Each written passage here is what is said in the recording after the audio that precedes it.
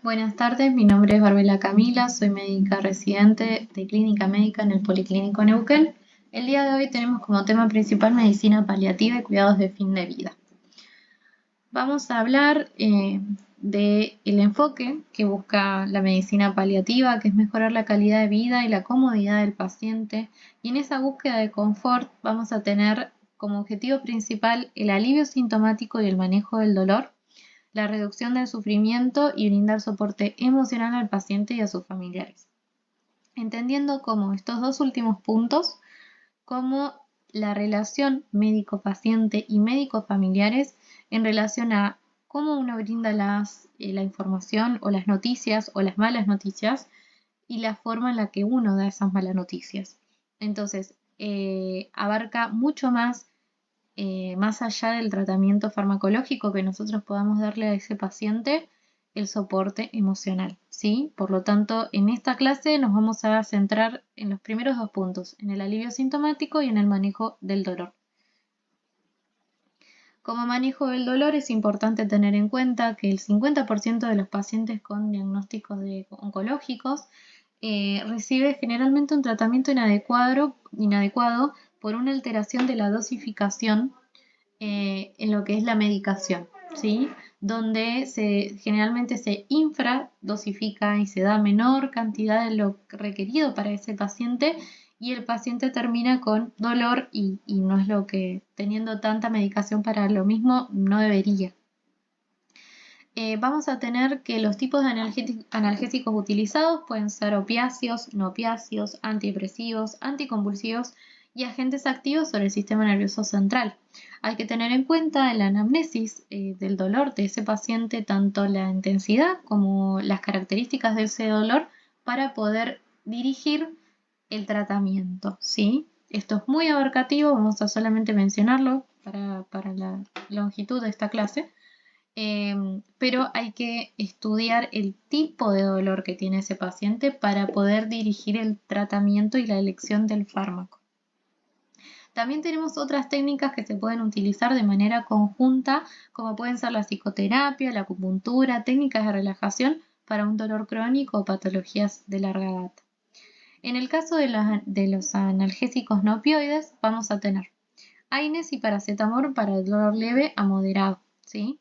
Dentro de los AINES vamos a tener el ibuprofeno, ketorolac, diclofenac, naproxeno, que son inhibidores de la COX y así disminuyen las prostaglandinas. Son analgésicos eficaces. También tenemos los COXIFs, que ellos tienen menor riesgo de úlceras y molestias digestivas en relación con ketorolac o ibuprofeno, pero tienen mayor riesgo de trombosis. Por lo tanto, hay que tener en cuenta el riesgo cardiovascular que tengan esos pacientes a la hora de elegir los COXIFs. Estos AINES en general no producen dependencia física ni tolerancia. Y acá aparece, como dije previamente, en el caso del ibuprofeno, el ketorolac, hay que ver la función renal y en el caso de los COXIFs el riesgo cardiovascular. También vienen con presentaciones tópicas que se pueden aplicar en las regiones dolorosas, por ejemplo una artrosis o esguinces, con solución de diclofenac que pueden ser varias veces al día, parches o geles al 1%. Otro AINE va a ser la aspirina o el ácido acetilsalicílico, que es menos costoso, pero tiene función o efecto antiagregante plaquetario irreversible, por lo tanto no se puede dar en caso de que tenga sospecha de hemorragia. En este caso dice hemorragia digestiva, pero va en relación a hemorragia. También tenemos otros analgésicos no opioides que pueden ser anticonvulsivantes como la gabapentina o la pregabalina en caso de dolor neuropático, antidepresivos como los tricíclicos duloxetina, venlafaxina y bupropion, que por eso hay que tener en cuenta las características de ese dolor y en qué momento le sucede, en relación a qué situaciones aumenta. Hay que ser muy exhaustivo con la anamnesis en relación a ese dolor, así como antipsicóticos, como por ejemplo la risperidona. Después tenemos los analgésicos opiáceos. Dentro de estos tenemos qué son los analgésicos opiáceos, corresponden con, es un término genérico opiáceo para designar las sustancias de origen natural o sintético. que se unen a los receptores específicos para los opiáceos en el sistema nervioso central y producen una acción agonista, ¿sí? Los opiáceos vamos a tener que tienen efectos, como dije, analgésicos inductores del sueño, pero estos efectos son indistintos uno del otro. Pueden inducir síndrome de abstinencia, que es el gran efecto adverso que tienen, pero pasando al último punto, no debe impedirse el uso de opioides en tratamiento de dolor por cáncer o patologías terminales por la preocupación a la adicción, ¿sí? No se debe impedir la utilización de opiáceos por esa preocupación, de ese efecto adverso. Por eso está el gran error de la subestimación de la dosis efectiva y la sobreestimación del riesgo de los efectos adversos, ¿sí? Distinto es cuando tenemos pacientes con dolor agudo transitorio que sí se pueden usar opiáceos como fracturas, cirugías o quemaduras, pero así como se coloca el opiáceo tiene que tratar de retirarse el fármaco lo antes posible, ¿sí? Para evitar justamente este síndrome de abstinencia. También tenemos otras terapias para el dolor, como dije, en caso de medicina integradora, como la acupuntura, tenemos técnicas conductivo-conductuales, también tenemos terapias intervencionistas, que en ese caso tenemos inyecciones epidurales, articulares, bloqueos nerviosos, ablación nerviosa y estimulación de nervios espinales o periféricos, ¿sí? Vamos a tener en cuenta las potencias de los opioides. ¿Y esto por qué es importante? Una vez que uno da un opioide, tiene que ver las equivalencias para ver si la dosificación es correcta. Entonces, si yo el paciente está con oxicodona oral y está con 20 miligramos, hay que evaluar cuánto equivale en morfina y si la relación es correcta para la dosis, ¿sí? Entonces es importante esa dosis equianalgésica, así como la titulación, ¿sí? Para ver que esté correctamente dada. Entonces hay que tomarse el tiempo para la titulación de la medicación de ese paciente, así como los efectos adversos. Entonces lo que se busca en estos casos para pacientes oncológicos terminales es anticiparse a los efectos adversos que ya sabemos que va a tener, ¿sí? Por ejemplo, el estreñimiento. En ese caso, previamente o cuando ya se inicia la analgesia con morfina, se va a dar procatárticos, ¿sí? Reglados. Bueno, el tema anterior que me acabo de acordar, no mencioné, perdón, el TENS, que acá lo resumí, se refiere a una estimulación eléctrica transcutánea, ¿sí? Bueno, volviendo al tema de las potencias de opioides, vamos a tener las vías de administración, pueden ser oral, transdérmico, para dolor prolongado. Estos sirven para los pacientes que tienen generalmente dolor nocturno. Endovenoso, que en el caso de del endovenoso tiene como positivo que es un inicio rápido, ¿sí? Pero estos en caso de que sean bolo, puede fluctuar la dosis, entonces por eso es importante la titulación para ver cómo se da en administración continua, ¿sí? La intramuscular no se recomienda para los opioides, tiene una mala absorción y es doloroso. Y después las intrarraquídeos sí sirve para en caso de dolor prolongado, ¿sí? Bueno. Bueno, después tenemos los antagonistas de opiáceos. ¿Y esto por qué es importante? Porque en caso de que la dosificación sea mayor de la que correspondía, estas sustancias son similares a los opiáceos y ¿qué hacen? Se unen a los receptores que tienen poca o ninguna actividad antagonista, ¿sí? Entonces revierte el síntoma de la sobredosificación, en especial el que más nos interesa, el de la depresión respiratoria, ¿sí? Entonces en ese caso vamos a tener la naloxona, ¿sí? Como principal medicamento. También tenemos el nalmefeno y naltrexona, pero principalmente vamos a usar la naloxona, que es lo que disponemos. Actúa en menos de un minuto, tiene una duración total de 60 a 120 minutos, pero hay que tener en cuenta que la depresión respiratoria dura más generalmente que la duración de su antagonista, ¿sí? Por lo tanto, va a necesitar dosis repetidas y monitorización cuidadosa a partir del inicio de la naloxona, ¿sí? Vamos a tener otros síntomas a tener en cuenta, no solamente el dolor, que es lo que estamos viendo hasta ahora, ¿sí? Vamos a tener la disnea, que es uno de los síntomas más temidos, ¿sí? Y es extremadamente alarmante en los pacientes que están en fin de vida, ¿sí? Las principales causas de la disnea son los trastornos cardíacos o pulmonares. Otros factores pueden ser la anemia grave y trastornos en la pared torácica o abdominales, que provocan una respiración dolorosa, ¿sí? Por ejemplo, una fractura de costilla, o impiden la respiración, por ejemplo, una ascitis masiva en pacientes con cirrosis crónica, ¿sí? que ya está muy avanzada, o por ejemplo una acidosis metabólica que puede provocar una taquipnea, pero no causa una sensación en sí de disnea. Y hay también la ansiedad puede causar taquipnea con una sensación de disnea o sin ella, ¿sí? Bueno, acá tenemos que tener en cuenta la causa de esa disnea para poder ser tratada en forma específica. Por ejemplo, la colocación de un tubo de tórax en el caso de un neumotórax, atención, o el drenaje de un derrame pleural en caso de que sea por derrame pleural, proporciona alivio rápido y definitivo. Entonces, en el caso de la disnea hay que evaluar de dónde viene esa disnea, la etiología, la causa por la cual el paciente también puede llegar a tenerla. El oxígeno suplementario a veces puede corregir la hipoxemia. El salbutamol nebulizado y los corticoides orales o inyectables pueden aliviar el broncoespasmo y la inflamación bronquial. Como dije, depende de la etiología. Sin embargo, si la muerte es inminente o no existe un tratamiento definitivo para la causa de la disnea, el tratamiento sintomático apropiado asegura que los pacientes estén cómodos, independientemente de la causa, que es lo que a nosotros nos interesa, ¿sí? Si se espera la muerte, el objetivo y los objetivos de la atención se enfocan en la comodidad, la oximetría de pulso, la gasometría arterial, la electrocardiografía y las pruebas de imágenes no están indicadas.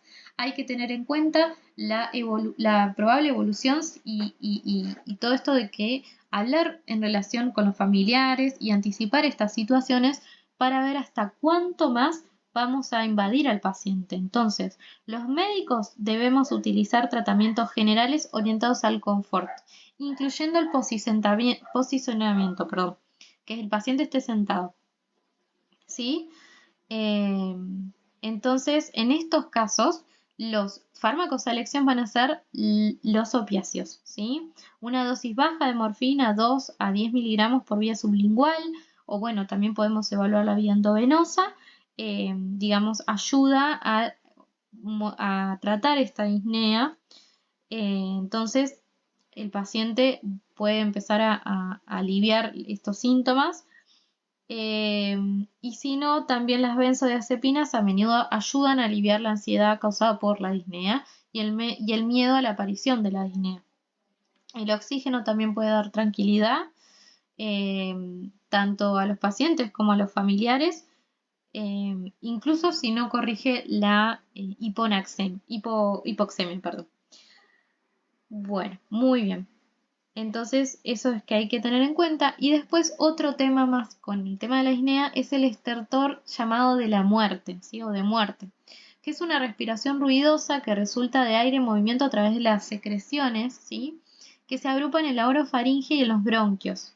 Y esto generalmente presagia la muerte en horas o en días, ¿sí? No es un signo de malestar del paciente, ¿sí? Pero puede perturbar a los familiares y a los cuidadores.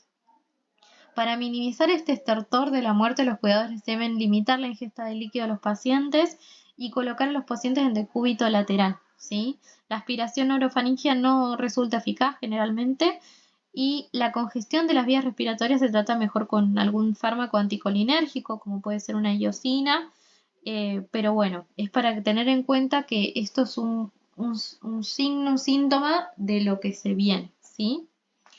Muy bien. Después tenemos la anorexia. La anorexia y la pérdida de peso son muy comunes en pacientes terminales.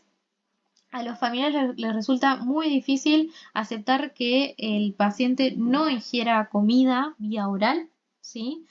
Porque significa aceptar que ese paciente está agonizando. Siempre que sea posible, en paliativos se intenta brindar comidas que le gusten al paciente. Y bueno, hay trastornos que pueden determinar una ingesta deficiente y que pueden tratarse fácilmente, por ejemplo, con la gastritis, el estreñimiento, el dolor de muelas, candidiasis bucal, buscar la etiología de esa anorexia. Y algunos pacientes se benefician con los estimulantes del apetito, como pueden ser a veces incluso hasta corticoides orales, ¿sí? O megestrol, ¿sí? Se usa 160 a 480 miligramos vía oral una vez al día. Pero bueno, también a veces cuando estás cerca de la muerte, los miembros de la familia deben ayudar a comprender que no son necesarios los alimentos ni la hidratación para mantener la comodidad. Y esto es esencial en paliativos. Bueno, los líquidos endovenosos, la nutrición parenteral total y la alimentación por sonda no prolongan la vida de los pacientes que están a fin de vida, pueden aumentar la comodidad e incluso acelerar la muerte, ¿sí? Así que eso es lo que se le tiene que informar, que es un tema eje para algunos familiares cuando ellos dejan de comer, ¿sí? Y tener en cuenta que incluso a veces los pacientes debilitados y caquéticos pueden vivir varias semanas sin alimentos e hidratación mínima, ¿sí? Entonces eso es como algo que tiene que tener en cuenta en la comunicación con los familiares, ¿sí? Esto no da como resultado la muerte inmediata del paciente y en general no la acelera, ¿sí? Hay que hacer buena higiene bucal y bueno, y la comodidad. Después tenemos náuseas y vómitos rápidamente. Acá tenemos, bueno, muchos pacientes graves presentan náuseas y también generalmente no presentan tanto vómitos, sino más bien es náuseas, que puede ser por múltiples etiologías. A veces, cuando sea posible, el tratamiento debe coincidir con la causa probable, por ejemplo, suspender los AINES y tratar una gastritis si el paciente la tiene, ¿sí? Pero bueno, generalmente se le va a dar antagonistas. Uno de los que mejor funcionan en caso de pacientes oncológicos es el ondansetron, para aliviar de manera eficaz las náuseas. Pero bueno, hay múltiples otros tratamientos para las náuseas, por ejemplo, la fenotiazina, ¿sí? Los fármacos anticolinérgicos como escopolamina y los antihistamínicos como la difenidramina, que es muchos de los que usamos, previenen las náuseas recipientes en muchos pacientes, ¿sí? Pero hay que tener en cuenta que no son los únicos disponibles para esto.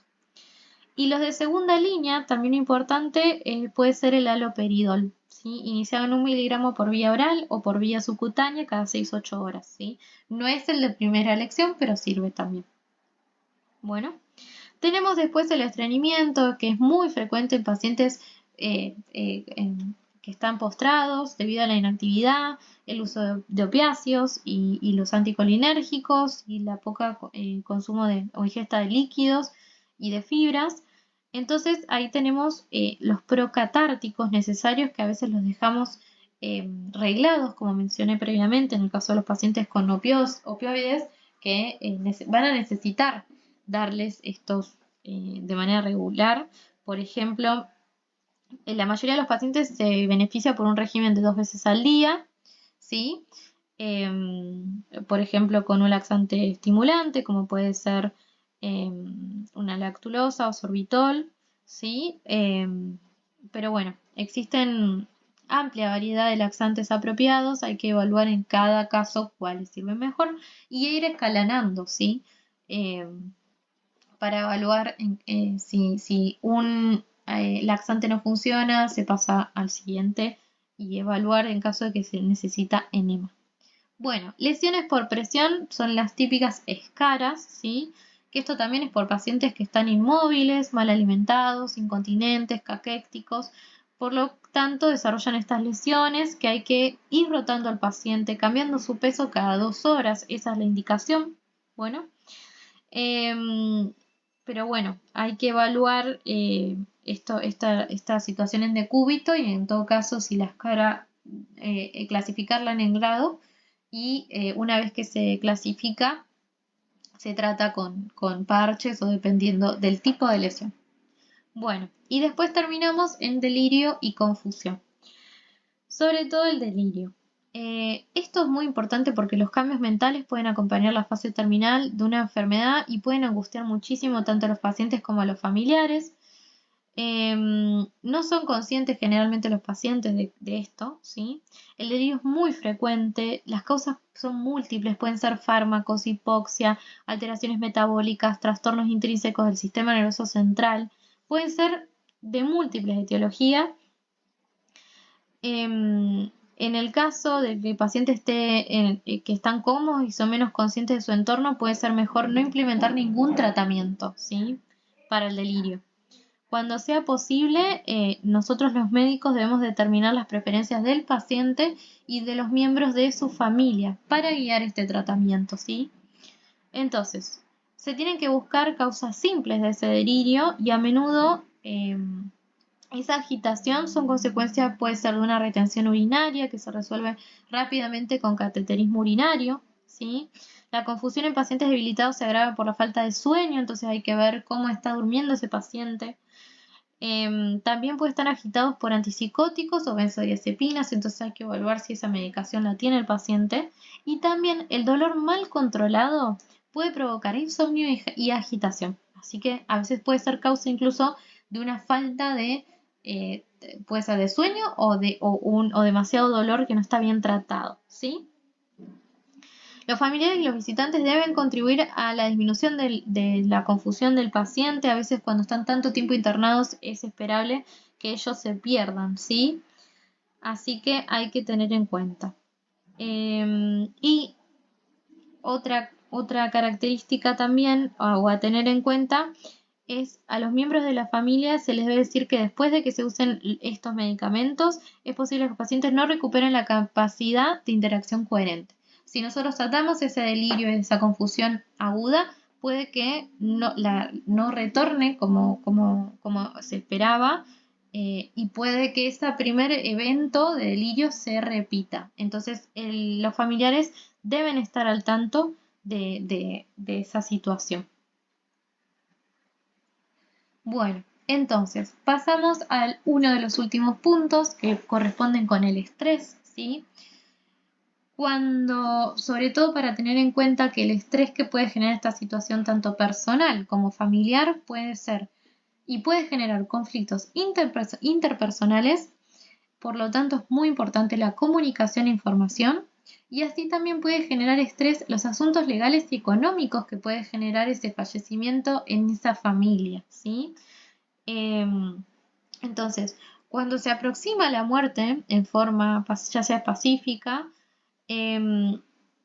cada uno de los familiares o cada uno de esas personas que lo acompañan tienen periodos de estrés, ¿sí? La muerte genera estrés, sobre todo cuando los conflictos interpersonales impiden que los pacientes y los familiares compartan sus últimos momentos en paz. Si hay conflictos por otras causas, a veces ese duelo o esa transición es tórpida, ¿sí?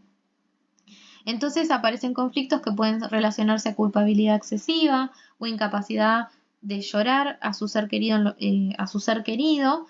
Entonces ahí hay que hacer la evaluación integral tanto con psicoterapia, ¿sí? De los familiares, ¿sí? Hay que tener un correcto asesoramiento y compasión por esa transición que pasa esa familia. Muy bien.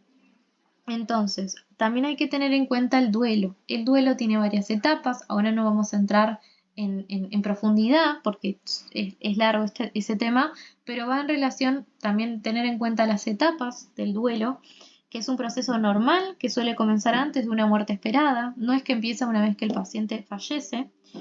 Con los pacientes generalmente el duelo a menudo empieza con la negación causada por los temores sobre la pérdida de control, la separación, el sufrimiento, un futuro incierto y la pérdida de uno mismo.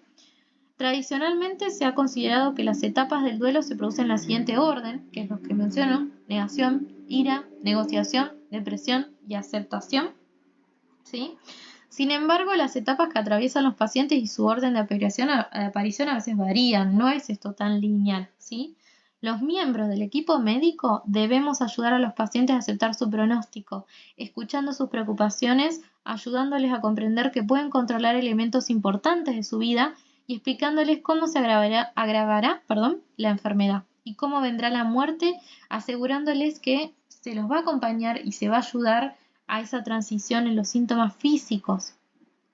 Si el pesar sigue siendo muy intenso, provoca psicosis o ideación suicida, o si el paciente tiene un trastorno mental grave anterior, tiene que ser evaluado por un psicoterapeuta o psiquiatra, ¿sí? Y esto es importante también. Los familiares pueden necesitar apoyo para expresar su dolor, ¿sí? Y cualquier miembro del equipo médico o del equipo de salud que haya llegado a conocer al paciente y sus familiares puede ayudarles en este proceso y dirigirlos a servicios profesionales en caso de ser necesario, ¿sí? Se tiene que abarcar este dolor de los familiares, ¿sí? Y ahí dejo una frase muy linda que dice, ya no hay nada que hacer, no existe en cuidados paliativos, ¿sí? Se vean cosas que se pueden hacer y se deben hacer al final de la vida, aliviar los síntomas, acompañar, cuidar, consolar y enseñar a sobrellevar el sufrimiento, manteniendo siempre la esperanza del enfermo y de la familia, ¿sí? Espero haber abarcado lo más que pueda en este tema. Entiendo que se hizo muy largo la clase, pero es muy amplio y bueno, presta para más tiempo también. Así que gracias por escuchar y nos veremos en la siguiente clase. Muchas gracias.